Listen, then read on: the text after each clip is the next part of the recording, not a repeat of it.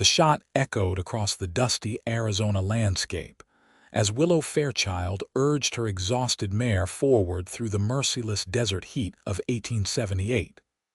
Blood trickled down her arm where the bullet had grazed her, but she couldn't stop, not now, not when freedom waited somewhere beyond the horizon.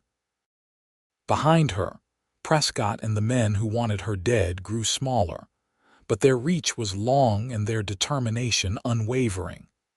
Willow had never intended to kill a man, especially not the son of a territorial judge. But when Vernon Blackstone had cornered her in that hotel room with vile intentions in his eyes and liquor on his breath, the letter opener in her hand had become her only means of escape. Now she was running for her life, branded a murderess, with a price on her head that would tempt even the most honorable of men.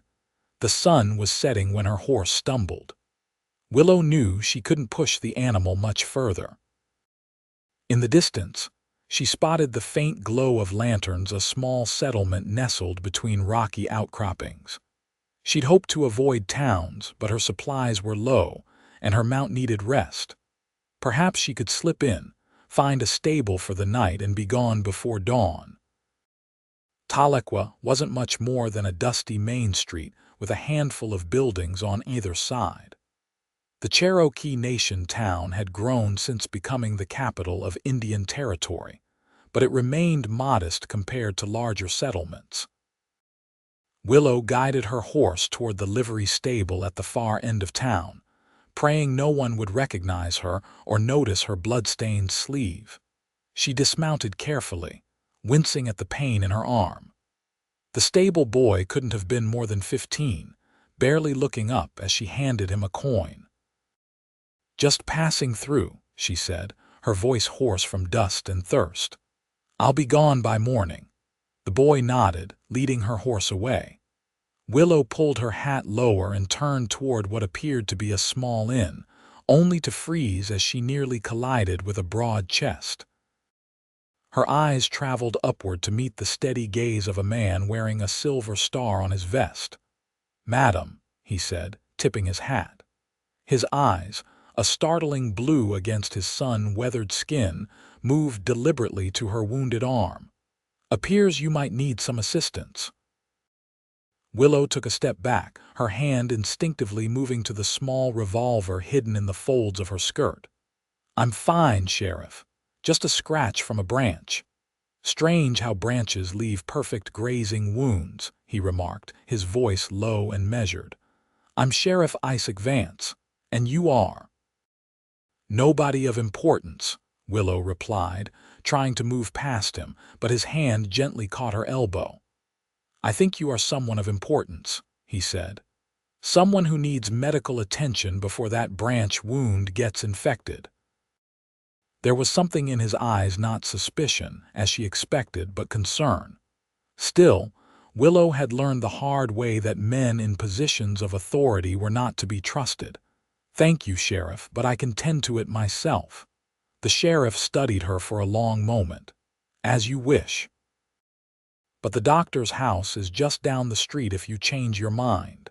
He released her arm. "You'll be staying at Mrs. Peterson's inn, I suppose?" Willow nodded cautiously. "Good woman, Mrs. Peterson, makes the best biscuits in the territory." He tipped his hat again. "Good evening, Miss." "Smith," Willow supplied, the common alias falling easily from her lips. A slight smile curved his mouth. "Miss Smith, then. Welcome to Tahlequah." Willow watched him walk away, his spurs making a faint jingling sound with each step. There was something unsettling about Sheriff Vance, not in a threatening way, but in how he seemed to see through her facade with those piercing blue eyes. She would need to be gone before first light. Mrs. Peterson was a plump, cheerful woman who asked few questions and seemed unbothered by Willow's disheveled appearance. The room was small but clean, with a narrow bed and a washstand. Willow paid for the night and requested bath water, which the innkeeper promised to have brought up promptly. Alone at last, Willow sank onto the bed, allowing herself a moment of weakness as exhaustion washed over her. 3 days of hard riding with little food or rest had taken its toll. She removed her hat, releasing her auburn hair from its confinement, and began to assess the wound on her arm.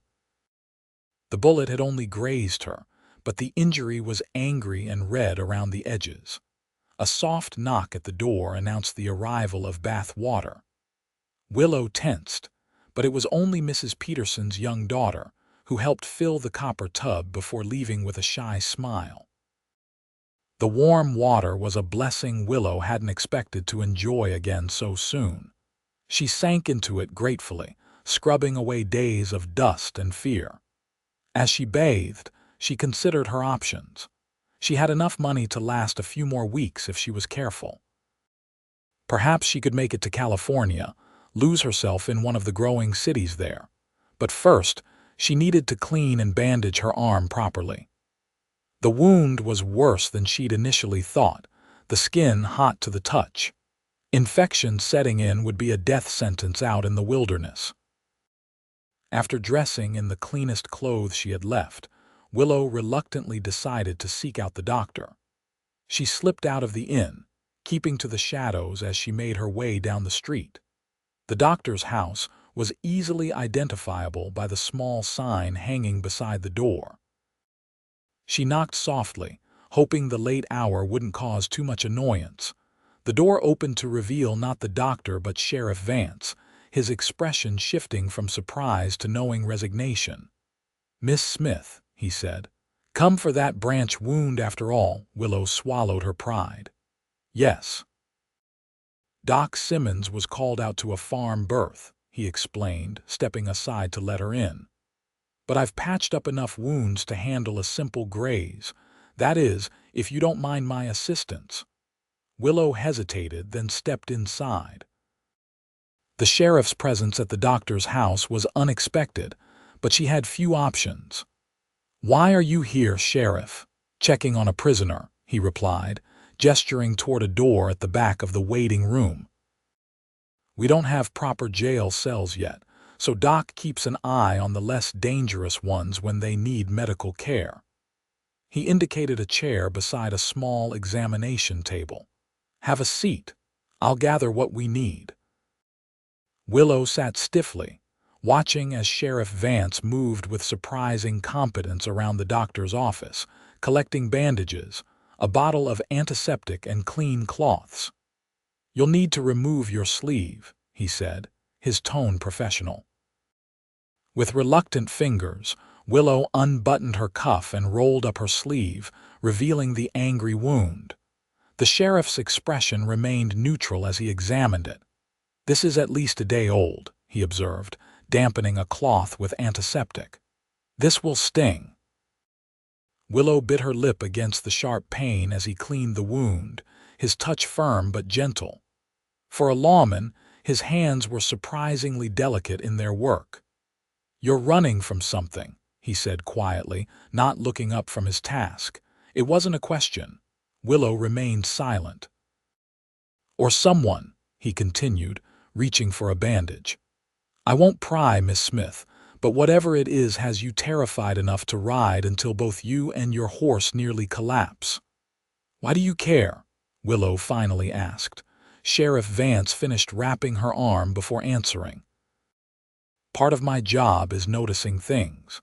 And what I notice about you is that you're exhausted, wounded, and afraid, but you don't have the eyes of someone dangerous."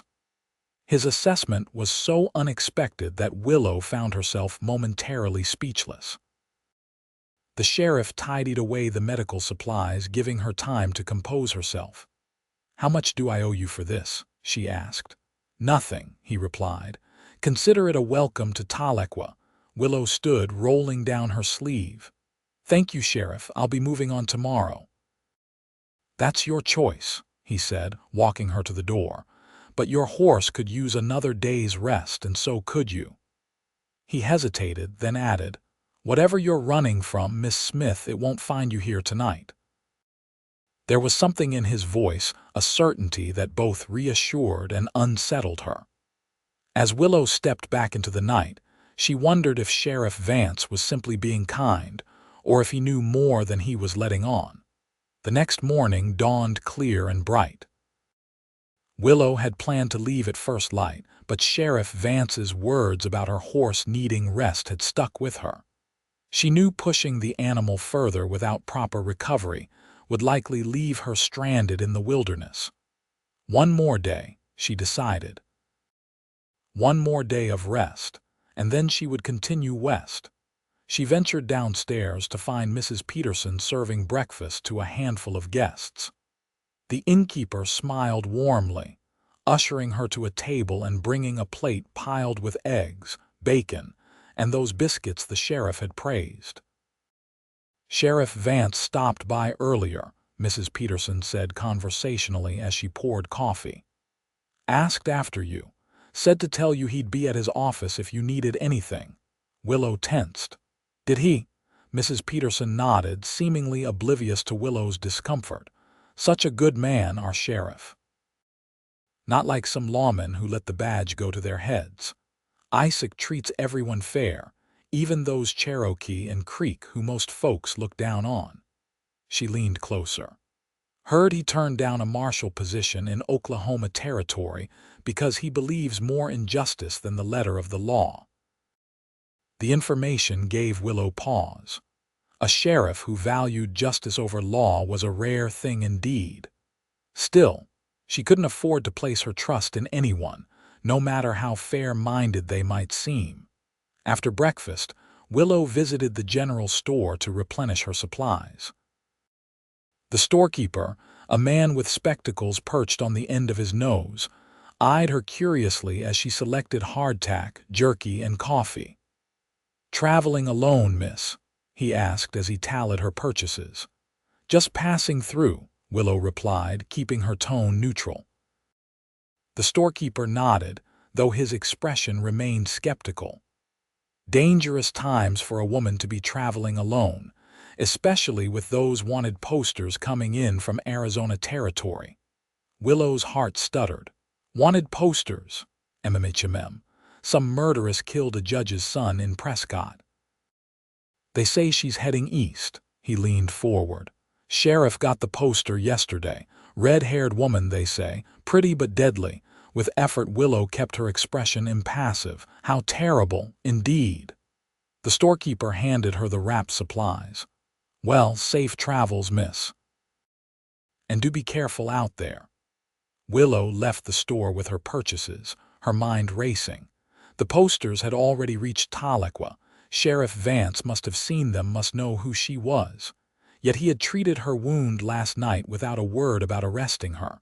What game was he playing?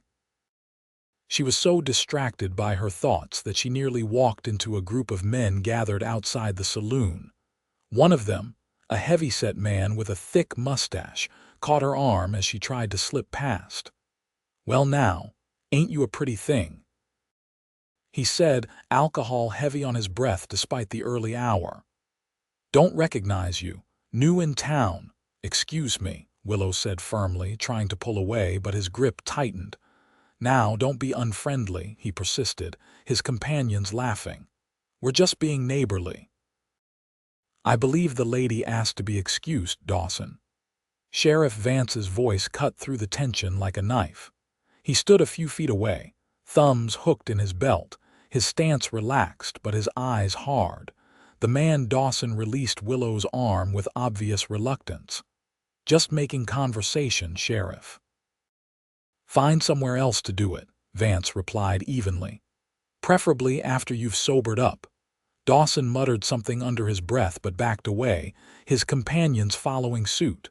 Sheriff Vance turned to Willow. "Are you all right, Miss Smith?" "Fine," she said, clutching her packages tighter. "Thank you," he nodded toward her parcels. "Stocking up for your journey?" "Yes." The sheriff glanced at the cloudless sky. "Weather's holding fair, should be good traveling conditions." He paused. "Though if you're heading west, you should know there's word of bandits active along the trail through the Cookson Hills." Willow studied his face, searching for any sign of duplicity, but found only what seemed to be genuine concern. "I appreciate the warning."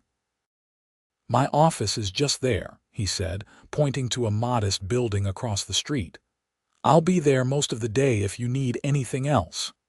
He tipped his hat and turned to go.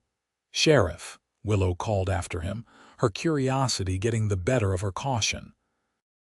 The storekeeper mentioned wanted posters from Arizona.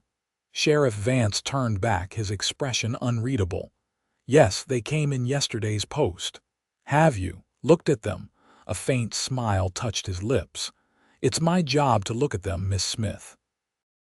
With that cryptic response, he walked away, leaving Willow staring after him, more confused than ever. If he had seen the posters, he must know who she was. Why hadn't he arrested her? Was he waiting for confirmation? Or perhaps for reinforcements? The uncertainty gnawed at her as she returned to the inn. She should leave now, she thought, regardless of whether her horse was fully rested. But something held her back, a gut feeling that running now would only bring danger faster. Willow spent the afternoon in her room, organizing her supplies and watching the street through the window. She spotted Sheriff Vance several times as he made his rounds, stopping to chat with townspeople, helping an elderly woman carry her groceries, breaking up what looked like an argument outside the saloon. He seemed genuinely invested in the town and its people. As evening approached, Willow made her decision. She would confront the sheriff directly. If he intended to arrest her, better to know now than to spend another night jumping at shadows. The sheriff's office was quiet when she entered, the only sound the ticking of a clock on the wall. Sheriff Vance was seated at his desk, reading through a stack of papers. He looked up as the door closed behind her. "Miss Smith," he said, setting aside his work. "What can I do for you?" Willow took a deep breath. "You can tell me why you haven't arrested me." Sheriff Vance didn't seem surprised by her directness. He leaned back in his chair, regarding her thoughtfully. "And why would I arrest you?" "The wanted poster," she said, "from Arizona, for the murder of Vernon Blackstone." "Ah," he nodded. "That poster, you've seen it." "I have." Willow steeled herself. "Then you know who I am." "I know what the poster claims," Sheriff Vance corrected. "It claims that Willow Fairchild murdered Judge Blackstone's son in cold blood during a robbery attempt." He stood, moving to a drawer in his desk. "It also offers a substantial reward for your capture." Willow's hand moved instinctively to her hidden revolver. The sheriff noticed the movement and held up his hands. "I'm just getting the poster, Miss Fairchild." He pulled out a folded paper and handed it to her. Willow opened it with trembling fingers. There was a crude sketch of her face, recognizable but not detailed, and below it the accusations: murder, theft, and a reward of $500. "This is what they're saying I did," she whispered. "Yes," Sheriff Vance agreed.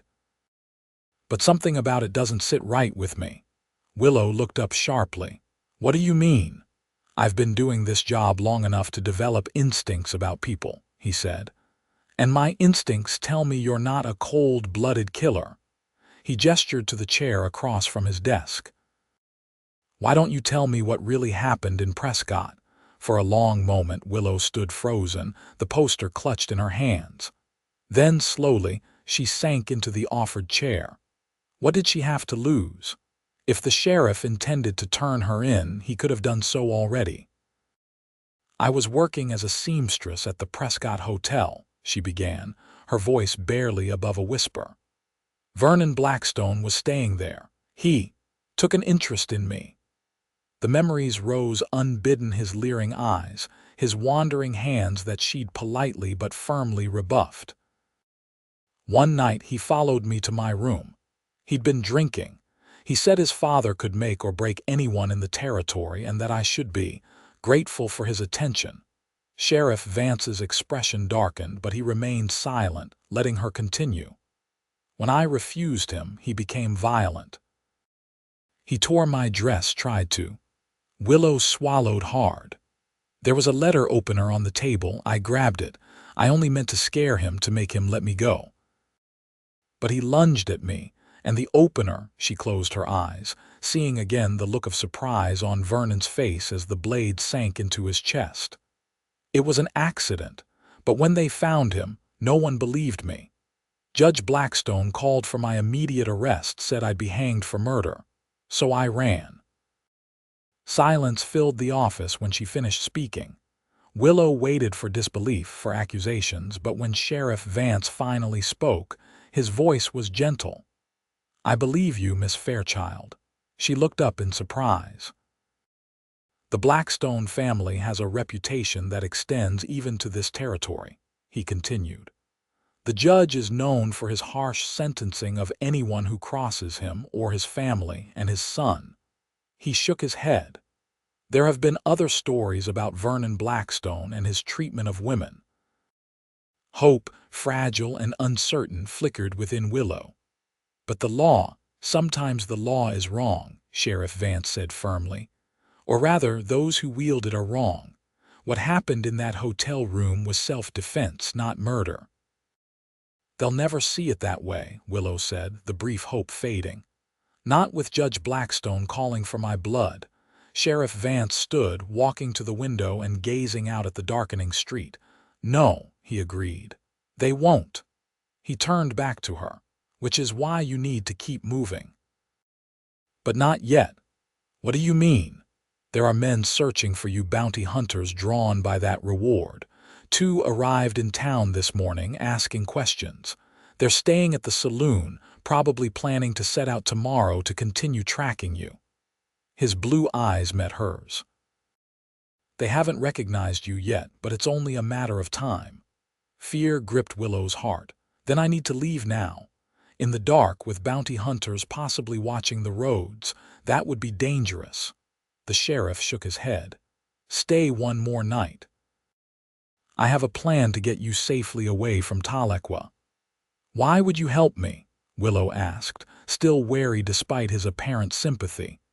"You're risking your position, your reputation." Sheriff Vance was quiet for a moment. "When I took this badge, I swore to uphold justice, not just the law. Sometimes those two things aren't the same." He paused. "And perhaps I've seen too many good people hurt by those who twist the law to serve their own purposes." There was something personal in his voice, some old pain that resonated with Willow's own experience. For the first time since fleeing Prescott, she felt a flicker of trust. "What's your plan?" she asked. "There's a Cherokee family I trust, the Rosses, who live a few miles north of town. Tomorrow morning before dawn, I'll take you there. Joseph Ross is leading a trading party to Fort Smith day after tomorrow. You can travel with them and from there, make your way north into Missouri or Kansas."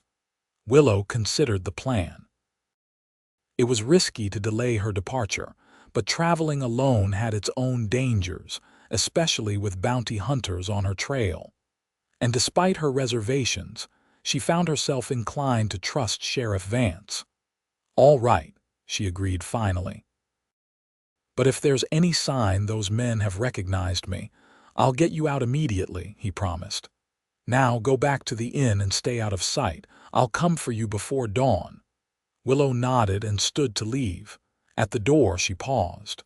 "Thank you, Sheriff Vance." He smiled, a genuine warmth reaching his eyes. "Isaac," he corrected. "If we're going to be conspirators, you might as well use my given name." "Isaac," she repeated, finding she liked the sound of it. "Then you must call me Willow." "Willow," he said, as if testing the name. "Be careful tonight." "I'll see you in the morning." The walk back to the inn seemed fraught with new dangers. Willow hurried through the gathering dusk, acutely aware of every stranger she passed. At the inn, she slipped up to her room without stopping for dinner, ignoring Mrs. Peterson's concerned inquiries. Sleep was impossible. Willow sat by the window for hours, watching the street below, startling at every shadow. Around midnight, she saw 2 men stumble out of the saloon, rough-looking characters who could easily be the bounty hunters Isaac had mentioned. They stood talking for several minutes before separating, one heading toward the livery stable, the other toward the inn. Willow's breath caught. Had they identified her? Were they coming for her now? She moved away from the window, checking that her revolver was loaded. Heavy footsteps in the hallway stopped outside her door. Willow raised her gun, aiming at the door, her finger tense on the trigger. There was a long pause, then a scratching sound as someone tried the handle. Finding it locked, the person on the other side grunted and moved on, footsteps receding down the hall. Willow released the breath she'd been holding. Just a drunk hotel guest who'd mistaken her room for his own. Still, the close call left her shaken. She didn't holster her weapon again until dawn began to lighten the sky. A soft knock at her door precisely as the first rays of sunlight appeared brought her to her feet. She approached cautiously, revolver ready. "Willow," Isaac's voice came quietly through the door. "It's time." She opened the door to find him dressed not in his sheriff's attire but in simple riding clothes, his badge nowhere in sight. He glanced at the gun in her hand. "Trouble last night. Just a drunk at the wrong door," she replied, tucking the revolver away. "But I haven't slept." Isaac nodded sympathetically. "We'll have to be careful. Those bounty hunters are early risers. I saw one checking the stables already." "How will we get past them?" "You're going to ride out with the milk delivery," he said, a hint of amusement in his eyes despite the tension. "Mrs. Peterson's already agreed to help. She doesn't know the details, just that you need to leave town quietly." Willow was surprised by this revelation. "She's willing to help a stranger. Mrs. Peterson has her own history with men like Judge Blackstone," Isaac said simply. "She understands that sometimes running is the only choice." This unexpected alliance was both touching and slightly overwhelming. Willow wasn't accustomed to people taking risks on her behalf. "I don't know what to say. You can thank her by staying alive," Isaac replied. "Now let's go." The milk wagon leaves in 10 minutes. They slip downstairs to find Mrs. Peterson waiting in the kitchen. The innkeeper handed Willow a bundle wrapped in cloth. "Breakfast," she explained, "and a change of clothes. They're plain but clean." "Thank you," Willow said, deeply moved. "I don't know why you're helping me, but—" Mrs. Peterson waved away her gratitude. "Sheriff Vance says you're in trouble through no fault of your own. That's good enough for me." She glanced out the window. "The wagon's ready. You'd best go now." The milk wagon was a simple covered cart, driven by a young man with a weathered face who introduced himself only as Thomas. He didn't ask questions, simply helped Willow climb into the back, where she settled among the milk cans. "Stay low," Isaac instructed. "I'll ride ahead to make sure the road is clear. Thomas knows where to meet me once you're past the town limits." Willow caught his hand before he could step away. "Be careful. If they suspect you're helping me, they won't," he assured her, his fingers squeezing hers briefly before he withdrew. "Trust me." The wagon lurched into motion, the milk cans clattering around Willow as they rolled out of the inn's yard and onto the main street. Through a small tear in the canvas covering, she watched the town slowly wake up. A storekeeper sweeping his porch, a woman drawing water from the well, 2 men deep in conversation outside the telegraph office, the bounty hunters. She realized with a start, one of them gesturing animatedly while the other nodded. The wagon slowed as it approached them, and Willow held her breath, pressing herself lower among the milk cans. She could hear Thomas greeting the men, his voice casual and unhurried. "Morning, gentlemen. Fresh milk for sale if you're interested." "We're looking for a woman," one of the men replied gruffly. "Auburn hair, green eyes, might be traveling under a false name. Seen anyone like that? Plenty of women in Tahlequah," Thomas answered with a chuckle. "But can't say I've noticed one in particular. What's she do?" "Murder," came the curt response. "There's $500 for whoever finds her."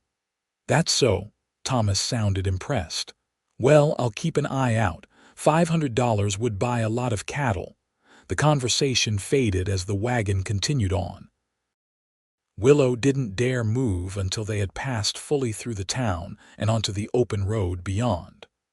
Only then did she cautiously sit up, peering through the canvas flap at the receding buildings of Tahlequah. After about a mile, the wagon turned onto a less traveled path. Thomas called out, "Almost there, miss. Sheriff said to tell you we're safe now." The wagon stopped in a small clearing where Isaac waited on horseback, leading a second mount. He helped Willow down from the wagon, thanking Thomas, who tipped his hat before turning the milk cart around. "Any trouble?" Isaac asked once Thomas had departed. "They were asking questions, but they didn't suspect the wagon," Willow replied. "What about you? Did anyone see you leaving town?" "No one who would think it unusual," he assured her. "I often ride out early." He gestured to the second horse, a sturdy bay mare with a white blaze down her face. "This is Penny. She's steady and sure-footed. She'll serve you well." Willow approached the horse, stroking her velvety nose. "She's lovely, but I can't accept—" "You can and you will," Isaac said firmly. "Your mount is known to those bounty hunters by now. Besides, Penny belongs to Joseph Ross. Consider it a loan." Recognizing the futility of arguing, Willow nodded. "Thank you." They mounted and rode north, following a narrow trail that wound through dense woods. Isaac led the way, occasionally glancing back to ensure Willow was keeping up. Despite her exhaustion, she found herself admiring his easy confidence in the saddle and the way he seemed to know every twist and turn of the path. "How long have you been sheriff of Tahlequah?" she asked when they paused to water the horses at a small stream. 3 years, he replied, kneeling to fill his canteen. "Before that, I was a deputy in Fort Smith." "Why leave Fort Smith for a smaller town?" Isaac straightened, his expression thoughtful. "Fort Smith had too many laws and not enough justice. Judge Parker's court was fair in its way, but rigid." He corked his canteen. "I wanted to be somewhere I could make more of a difference." "And can you make a difference?" "Some days," he said with a slight smile. "Other days it feels like I'm just sweeping back the tide." He studied her face. "What about you? What were you doing before Prescott?" Willow hesitated, unused to sharing her past. "I grew up in St. Louis. My father was a doctor, my mother a teacher. They both died in a steamboat accident when I was 16. I had no other family, so I made my own way." She shrugged, downplaying the hardship of those years. "I've worked as a seamstress, a shop girl, a hotel maid, whatever would keep a roof over my head.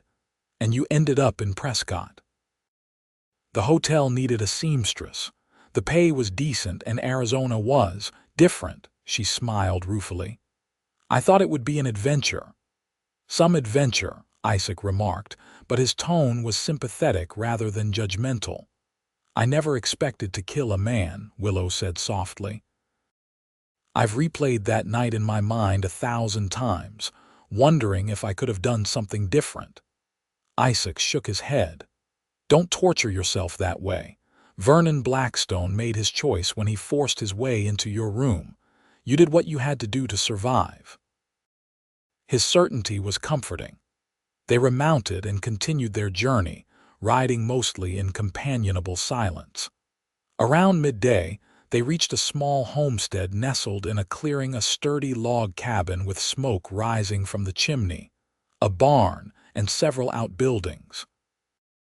A tall man with copper skin and streaks of gray in his black hair emerged from the cabin as they approached. He raised a hand in greeting. "Isaac, we weren't expecting you until tomorrow." "Change of plans, Joseph," Isaac called back, dismounting. "This is Willow Fairchild, the friend I mentioned in my message." Joseph Ross approached, his dark eyes assessing Willow thoughtfully as Isaac helped her down from her horse. "Welcome to our home, Miss Fairchild. My wife is preparing lunch. You're both welcome to join us." The interior of the cabin was warm and inviting. Joseph's wife, Sarah, a woman with kind eyes and graying hair pulled into a practical bun, welcomed them without prying questions. Their two grown sons, Daniel and William, were out hunting but would return by evening. She explained as she served a simple but hearty meal of corn bread and stew. As they ate, Isaac and Joseph discussed the route to Fort Smith and the timing of the trading party's departure. Willow listened quietly, struck by the easy friendship between the sheriff and the Cherokee family. "The party leaves at dawn the day after tomorrow," Joseph confirmed. 10 men, 3 women, and now Miss Fairchild. We'll be carrying furs, woven blankets, and some beadwork to trade. Will the presence of an extra person raise suspicions? Willow asked, concerned about bringing trouble to these kind people. Joseph smiled. Not at all. We often have travelers join us for the journey to Fort Smith. Safety in numbers, you understand. And once you reach Fort Smith, Isaac asked. Daniel knows a steamboat captain who can take Miss Fairchild upriver to St. Louis, if that suits her plans, Joseph replied, looking to Willow for confirmation. The mention of her hometown gave her pause. St. Louis held painful memories, but it was also a large city where she could easily lose herself. That would be perfect, she agreed. Thank you. After lunch, Sarah showed Willow to a small room where she could rest. The bed, though narrow, looked incredibly inviting after her sleepless night. But before she could lie down, Isaac appeared in the doorway. I should head back to town, he said. The longer I'm gone, the more likely someone is to wonder where I've disappeared to. A surprising pang of disappointment struck Willow at the thought of his departure. In the short time they'd known each other, Isaac had become her one constant in a sea of uncertainty. Of course, she said, trying to keep her voice neutral. You've already done more than enough. Isaac stepped into the room, closing the door partially behind him. I'll come back tomorrow to check on you, he promised, and to say goodbye before you leave with the trading party. Is that wise? What if someone follows you? I'll be careful, he assured her. Besides, I need to bring Joseph some news from town. It would look strange if I didn't visit before they departed. Willow nodded, accepting his reasoning even as she wondered if, like her, he was reluctant to say goodbye so soon. Thank you, Isaac, for everything. I don't know what would have happened if I hadn't stumbled into Tahlequah. You would have found another way, he said with confidence. You're a survivor, Willow Fairchild. His words warmed her, but she shook her head. I'm a fugitive, and I will be for the rest of my life. Perhaps not, Isaac said thoughtfully. Judge Blackstone is powerful but not immortal. And even the most determined vendettas fade with time. Not this one, Willow said with certainty. He won't rest until he sees me hang for his son's death. Isaac stepped closer, his blue eyes intense. Then we'll just have to make sure he never finds you. Though we didn't escape Willow's notice, she looked up at him, searching his face. Why are you so invested in helping me? You barely know me. Isaac was quiet for a moment. I had a sister, he said finally, Catherine. 5 years ago, she found herself in a situation not unlike yours. A powerful man in Fort Smith took an interest in her. When she rejected him, he became persistent. Willow's heart sank, anticipating where this story was heading. One night, he cornered her as she was walking home from the schoolhouse where she taught. No one saw what happened but Catherine. His voice roughened. She took her own life 2 days later, left a note explaining why, naming him. I'm so sorry, Isaac, Willow whispered, reaching out impulsively to touch his arm. The man was never charged. His family had too much influence, and a dead woman's accusations weren't considered sufficient evidence. Isaac's jaw tightened. I tried to pursue justice through official channels, but was blocked at every turn. That's when I realized the law sometimes protects the powerful at the expense of the vulnerable. The pain in his eyes mirrored something in Willow's own heart. Without thinking, she moved closer, wrapping her arms around him in a gesture of comfort.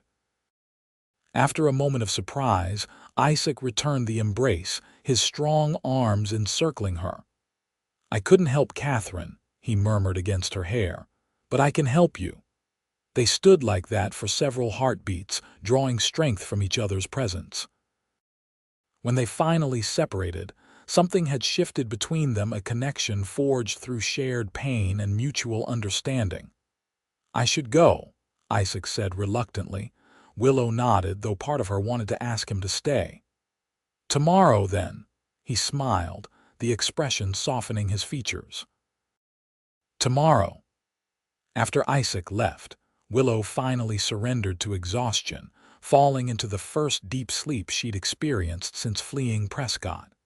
She awoke only when Sarah gently roused her for dinner, the room already dark save for the glow of a lantern.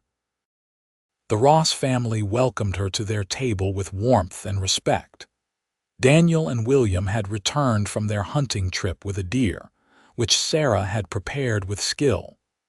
Throughout the meal, they included Willow in their conversation without pressing her for details about her circumstances. "Isaac mentioned you worked as a seamstress," Sarah said as they cleared away the dinner dishes. "We could use your help tomorrow preparing for the journey if you're willing. Some of our trade goods need final stitching." Willow was touched by the offer of normal, useful work. "I'd be happy to help." The following day passed in a blur of activity. Willow sat with Sarah and two other Cherokee women, putting finishing touches on beautifully woven blankets and clothing items destined for the Fort Smith trading post. The work was soothing, the repetitive motion of needle through cloth allowing her mind to settle for the first time in weeks. By late afternoon, she found herself watching the path from town, anticipating Isaac's return. When he finally appeared on horseback, Willow had to restrain herself from rushing out to greet him. Joseph met Isaac in the yard, the two men speaking quietly before coming inside together. Isaac's eyes found Willow immediately, a smile warming his features as he removed his hat.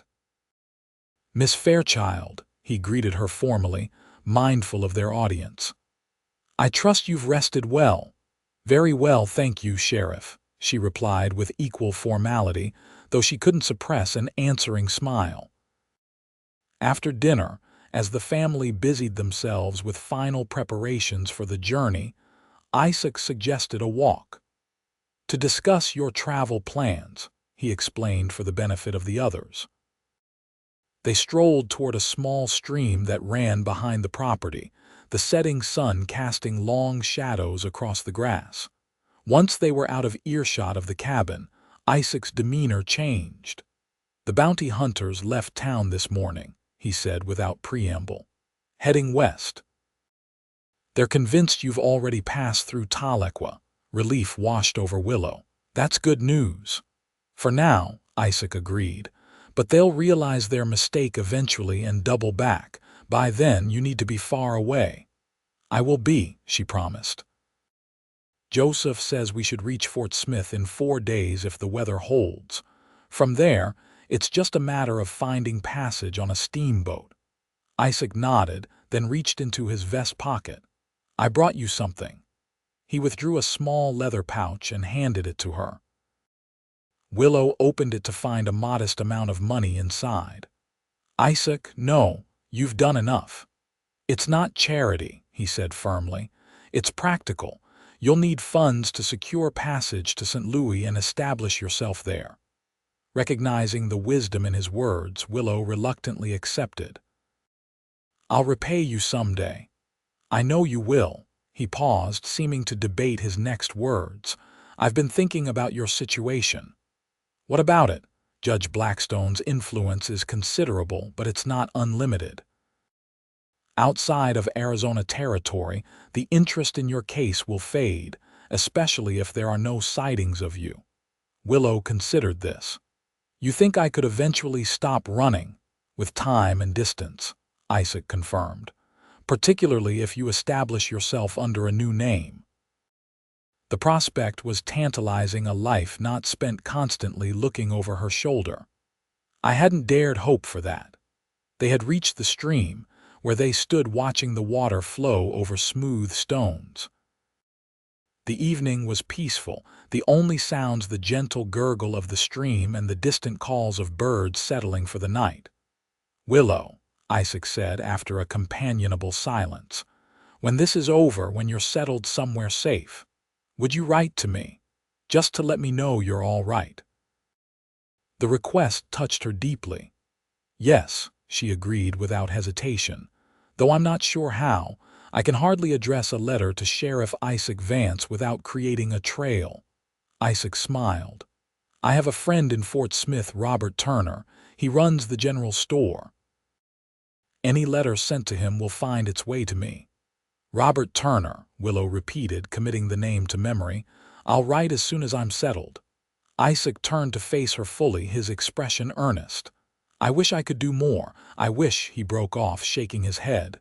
"What?" Willow prompted gently. "I wish we'd met under different circumstances," he admitted. "In a world where you weren't running and I wasn't bound by a badge." The sentiment echoed her own unspoken thoughts. In just 2 days, Isaac Vance had become more important to her than seemed possible. "So do I," she whispered. He reached out, his fingers gently tucking a strand of hair behind her ear. The simple touch sent warmth cascading through her. "Be safe, Willow Fairchild." Before she could respond, his lips were on hers, the kiss tender yet filled with a longing that matched her own.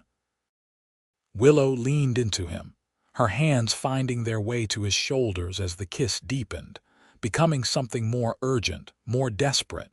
When they finally broke apart, both were breathing hard.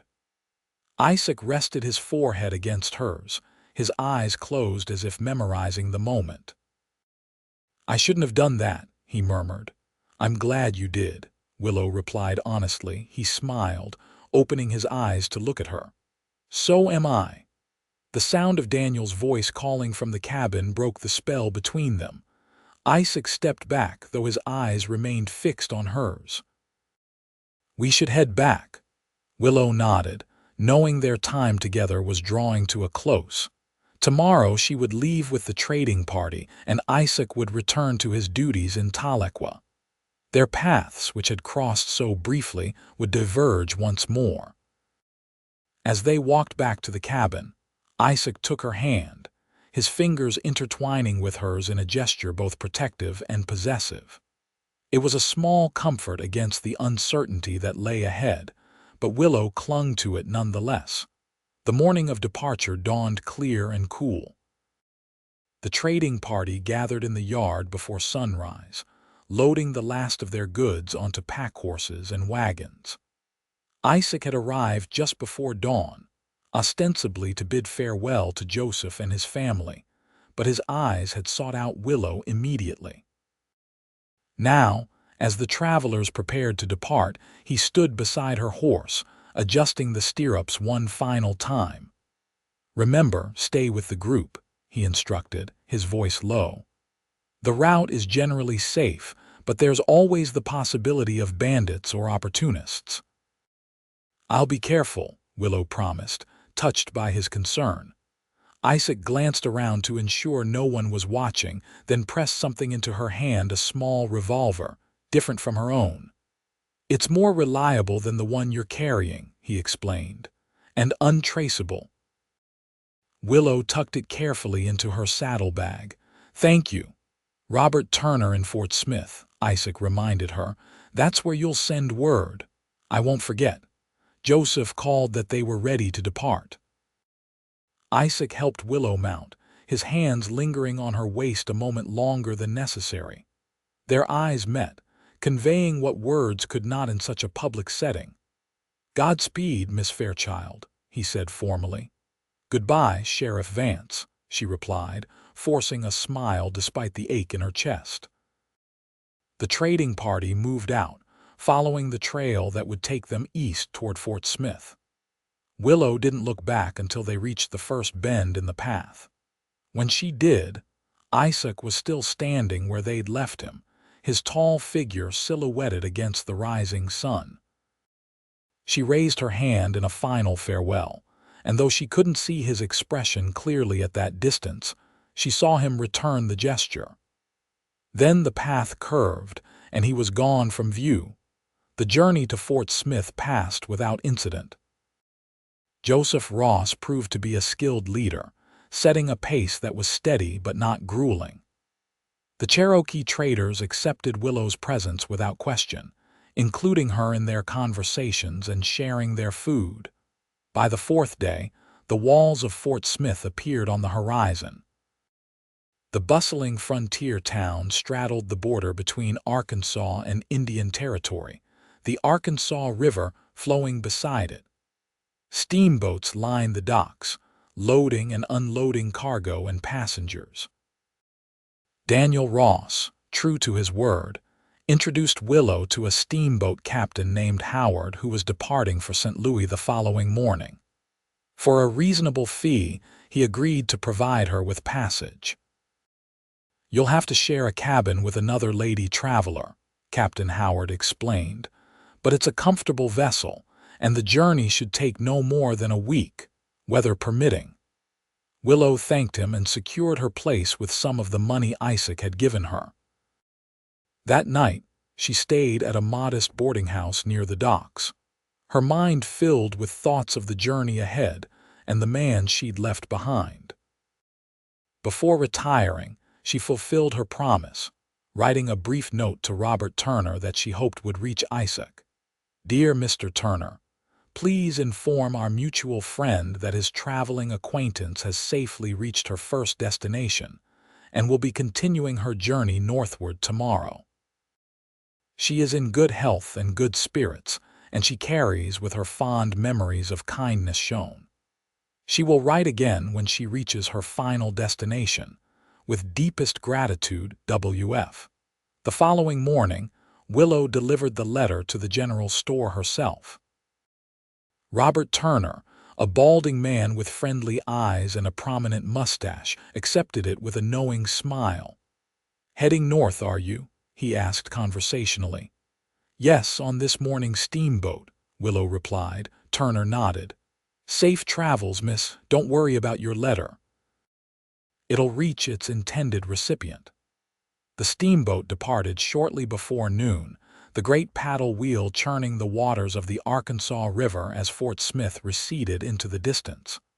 Willow stood at the railing, watching the town disappear, feeling both relief and a strange sense of loss. Her cabin mate was a chatty widow named Mrs. Hobson, traveling to St. Louis to visit her daughter's family.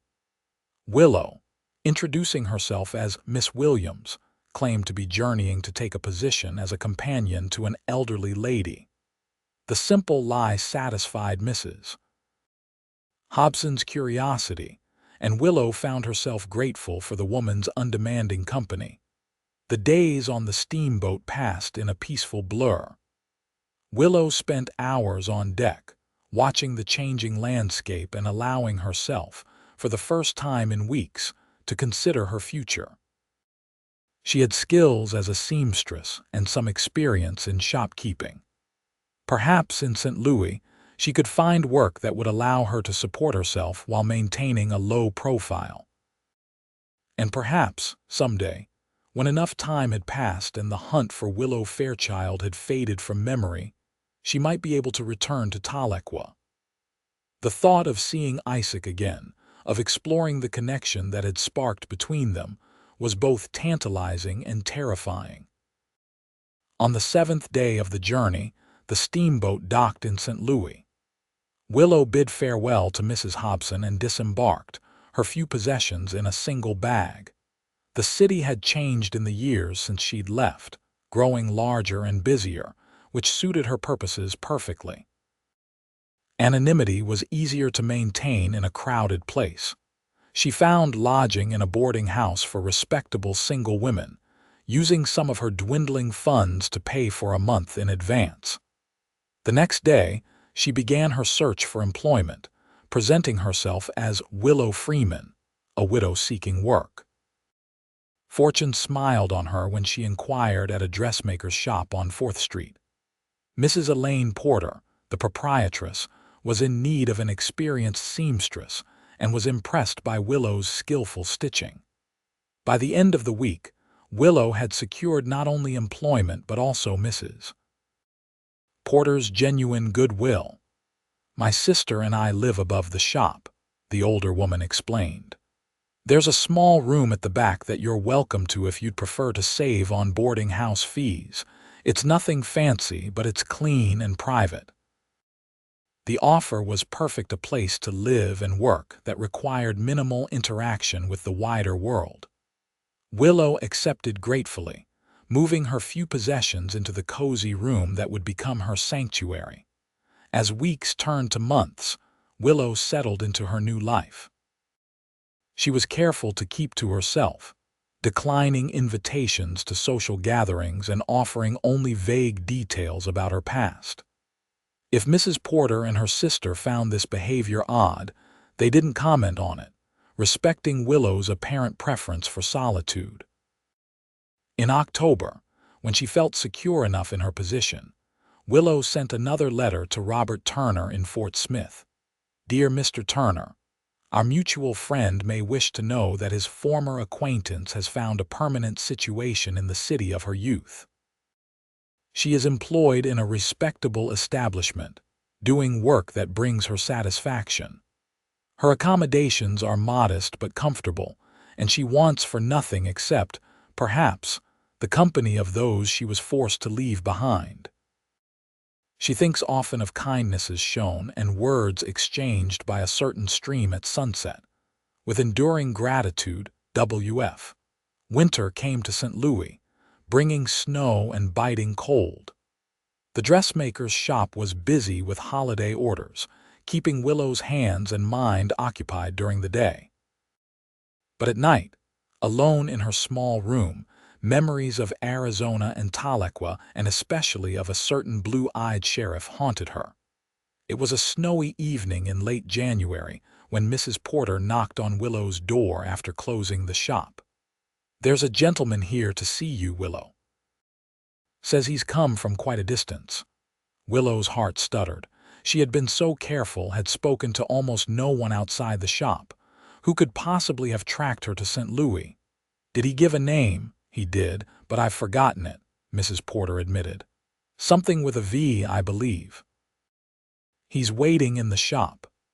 With trembling fingers, Willow reached for the small revolver Isaac had given her, tucking it into the pocket of her skirt. If bounty hunters had found her, she wouldn't be taken without a fight. She descended the stairs cautiously, her eyes scanning the dimly lit shop for the visitor. A tall figure stood with his back to her, examining a display of fine fabrics. Something in his posture sent a shock of recognition through her even before he turned. "Isaac," she whispered, hardly daring to believe her eyes. He turned, and there was no mistaking those blue eyes, now crinkled with a smile. "Hello, Willow." She crossed the shop in a daze, stopping just short of throwing herself into his arms as propriety reasserted itself. "What are you doing here? Is something wrong?" "Have they? Everything's fine," he assured her quickly. "May we speak somewhere private?" Mrs. Porter, who had been watching this exchange with undisguised curiosity, stepped forward. "You're welcome to use the sitting room upstairs. I'll be in the kitchen if you need anything." Once they were alone in the cozy sitting room, Willow could no longer restrain herself. She moved into Isaac's arms, burying her face against his chest as his arms encircled her. "I can't believe you're here," she murmured. "How did you find me?" "Your letters," he replied, his voice warm against her hair, "and a bit of detective work. St. Louis is a big city, but there are only so many dressmakers' shops." Willow pulled back enough to look up at him. "But why? Why risk coming here?" Isaac led her to a small sofa, keeping hold of her hand as they sat. "I have news," he said. news that couldn't wait or be trusted to a letter. A knot of anxiety formed in Willow's stomach. "What is it?" "Judge Blackstone is dead." The words hung in the air between them. Willow stared at Isaac, trying to process this unexpected development. "Dead? How?" "Heart failure, according to the telegram I received," Isaac explained. "He collapsed in his courtroom 2 weeks ago."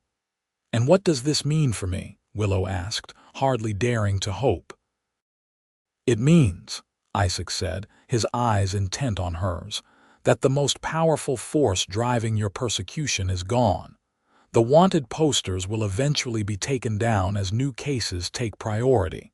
Without the judge pushing for your capture, interest in the case will wane. You think I'm safe?" "Not immediately," he cautioned. "There's still a reward and some might remember the case. But in time, yes, I believe you'll be safe." Willow leaned back, overwhelmed by this sudden shift in her circumstances. After months of looking over her shoulder, the prospect of freedom seemed almost too good to be true. "I don't know what to say." "There's more," Isaac continued, something in his tone drawing her attention back to him. "I've resigned my position as Sheriff of Tahlequah." This second surprise left Willow speechless. "But why? You loved that job, that community." "I did," he agreed. "But sometimes a man finds something or someone he loves more." The implication of his words sent warmth spreading through Willow's chest. "Isaac, I've accepted a position with the Pinkerton Detective Agency," he went on. "Their St. Louis office needed experienced investigators. The pay is good, the work is interesting, and—" he smiled. "It happens to be in the same city as a certain seamstress I haven't been able to forget." Joy bubbled up within Willow, but caution tempered it. "You've changed your entire life, for me, for us," Isaac corrected gently, "if that's what you want too." "Of course it's what I want," Willow said without hesitation. "But are you sure? My situation is still precarious. I might never be able to use my real name again." "Names can be changed," Isaac replied, reaching into his pocket. He withdrew a small box and opened it to reveal a simple gold ring. "What matters is who we are together." Willow's breath caught at the sight of the ring. "Isaac." "I know it's sudden," he said quickly. "And I'll understand if you need time to consider. But I've spent the past 4 months thinking of nothing but you, Willow. I don't want to lose you again." Tears welled in Willow's eyes as the full meaning of his presence here of the ring in his hand sank in. "You're proposing." "I'm offering you a partnership," he said solemnly. "A shared life, whatever name we live it under. I'm offering to stand beside you come what may." The tears spilled over as Willow took his face in her hands. "Yes," she whispered. "Yes to all of it." Isaac slipped the ring onto her finger before drawing her into a kiss that promised a lifetime of tomorrows. When they finally broke apart, both were smiling through tears of joy. "Mrs. Porter is going to have questions," Willow said with a watery laugh. "Let her ask," Isaac replied, pulling Willow close again. "We have a wonderful story to tell." 3 months later, in a small church on the outskirts of St. Louis, Willow Freeman became Mrs. Isaac Vance. Mrs. Porter and her sister attended as Willow's guests, while Robert Turner traveled from Fort Smith to stand as Isaac's best man. Joseph and Sarah Ross sent a beautiful Cherokee wedding blanket, though they could not make the journey themselves. The newlyweds settled into a modest home near the river, close enough to both the dressmaker's shop and the Pinkerton office for convenient commuting.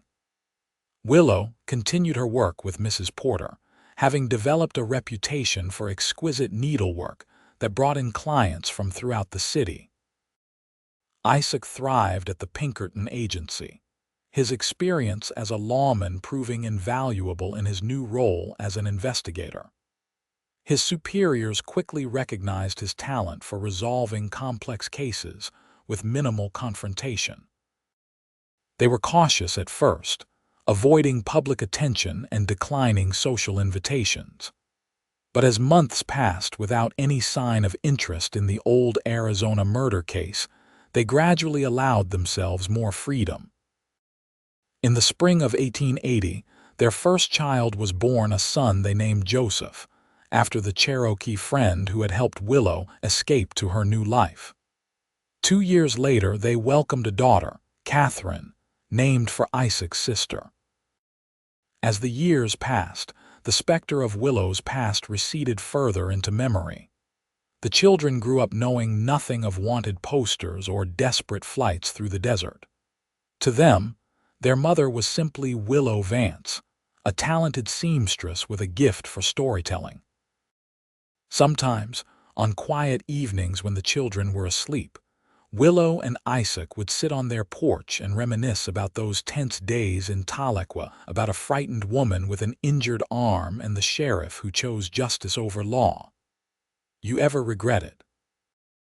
Willow asked once as they watched the sun set over the Mississippi. "Leaving your badge behind, your life there." Isaac's arm tightened around her shoulders. "Not for a single moment," he said with absolute conviction. "Some paths choose us, Willow. Meeting you was the best thing that ever happened to me."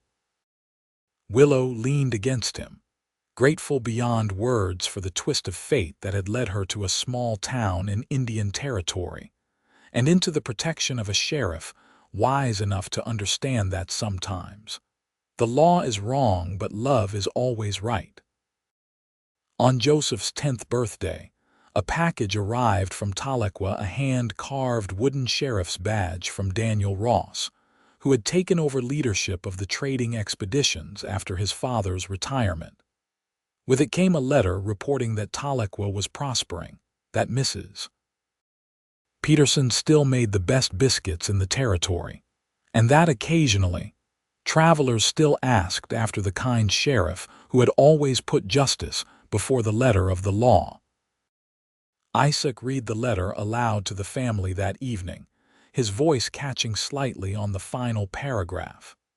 "The old wanted posters have long since been taken down, replaced by newer faces and fresher crimes. But the story is still told, sometimes the tale of the auburn-haired fugitive and the sheriff who risked his position to help her escape. Some say it was duty that drove him. Others claim it was rebellion against an unjust law. But those of us who saw them together, even briefly, know the truth. It was love, pure and simple. The kind of love that changes laws, changes lives, changes the very course of history itself." Willow reached for Isaac's hand, her fingers intertwining with his just as they had that evening by the stream so many years ago. Their eyes met, and in that moment, they were once again a desperate fugitive and a principled lawman, making choices that would alter both their destinies forever. "I'm still running from the law," Willow whispered with a smile, "running right alongside it." Isaac brought her hand to his lips. "And I still believe some laws are wrong," he replied softly, "but this has always been right." The children, not fully understanding the significance of the exchange, nevertheless sensed its importance and fell quiet, watching their parents with curious eyes. Someday, Willow thought, they would tell them the full story of danger and sacrifice, of difficult choices and unexpected second chances. But for now, it was enough to be here, in this home they had built together, surrounded by the family that had grown from a moment of courage beside a dusty road in Tahlequah. It was enough to know that sometimes, when justice and law diverge, following your heart leads to the truest path of all.